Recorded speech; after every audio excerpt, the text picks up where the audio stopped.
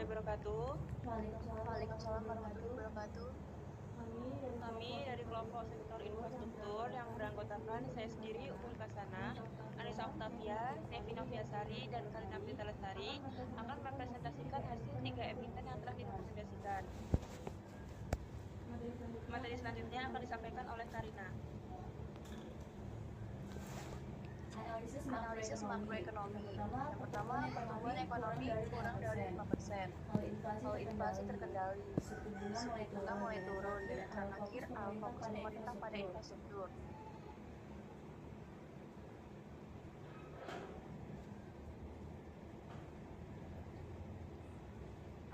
Analisis industri. Yang pertama, persaingan tinggi. Yang kedua, ancaman pendatang baru rendah. Yang ketiga, produk substitusi rendah. Dan yang terakhir ada kontrak jangka panjang. Materi selanjutnya akan dibacakan oleh Umi. 3 emiten yaitu yang pertama ada Sarana Menara Nusantara, 2 Total Bangun Persada BPK, 3 LIMK dan TBK. Kerja perusahaan SSIA sewa menara listrik dan komunikasi, TOTN yaitu kontrak terbangunan, LINK yaitu layan fiber dan fiber. Untuk unit sahamnya SSIA 76,38%, TOTN yaitu 56,26%, LINK yaitu 213,83%. Untuk nilai intrinsiknya yaitu SSIA 5.732 added value, TOTL yaitu 3.632 added value, dan LINK yaitu 6.986 added value. Untuk kinerja portofolionya, return portofolio 95,94%, beta portofolio 0,566%, trainer indeks yaitu 158,02%.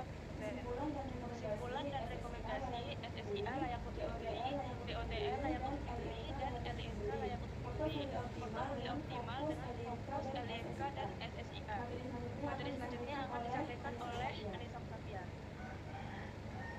Yang pertama ada PBSA atau konstruksi, yang kedua ada PGO, ada energi terbarukan, yang ketiga IPCM, logistik pelabuhan. Analisis makronya pertumbuhan kurang lebih 5%, inflasi terkendali, dan fokus IKN dan energi hijau. Return saham PBSA 331,38%, PGO 34,84%, IPCM 44,65%. Nilai intrinsik PBSA under value, PGO over value, IPCM under value. CAM and TNOR semua emit outperform, TNOR negatif atau beta negatif. Jadi kesimpulannya PBSA dan IPCM layak dibeli, PGO hati-hati atau jual. Untuk materi selanjutnya akan dijelaskan oleh Nevi Noviasari. 3 emiten yang direkomendasikan. Yang pertama ada Muara Telematika Indonesia Tbk, Murah. 2 Daya Mitra Telekomunikasi Tbk.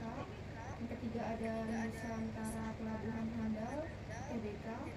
Kinerja perusahaannya Murah, ROE-nya 21,75% dan DY 4-6%. MLTL ROE-nya 18,95%, DY 5-7%, PORT ROE-nya 12,83% dan DY 0,82%. Rata usahanya Mora 20,96%, MTEL 21,70%, PORT 12,25%. Nilai intrinsiknya Mora 4.400 under value, MTEL 1.620 under value, dan PORT-nya 606 over value. Expense ratio Mora 10,7%, outperform MTEL 10,0%, outperform PORT 9,3%, outperform, dan kinerja portofolio retur 20,19%, beta 1,4, dan trainer indeks 13,5%. 13,16%. Kesimpulannya, moral layak dibeli dan MTEL layak dibeli dan PORT tidak layak dibeli. Selanjutnya akan dibacakan oleh Karina.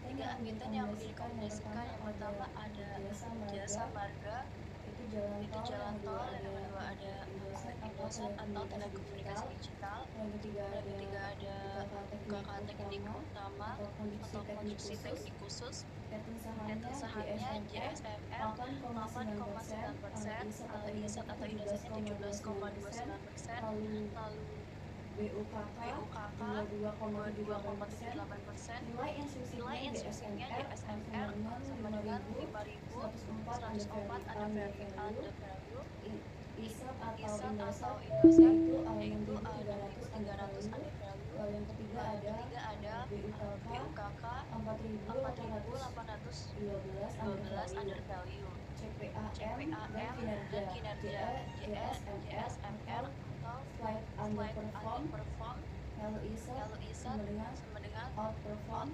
BUKK strong outperform. Rekomendasi portofolionya 60% JSMR, 30% BUKK, 20% ISAT. Portofolio memberikan akses return yang baik. Rekomendasi portofolio returnya 15,257%, betanya 1,13%, indeksnya 7,75%. Kesimpulannya JSMR dan ISAT itu dan BUKK semuanya layak untuk dibeli. Selanjutnya saya kembalikan kepada moderator. Baik, itu tadi materi yang dapat kami sampaikan. Kami mohon maaf apabila ada kesalahan. Saya akhiri. Wassalamualaikum warahmatullahi wabarakatuh. Waalaikumsalam warahmatullahi wabarakatuh.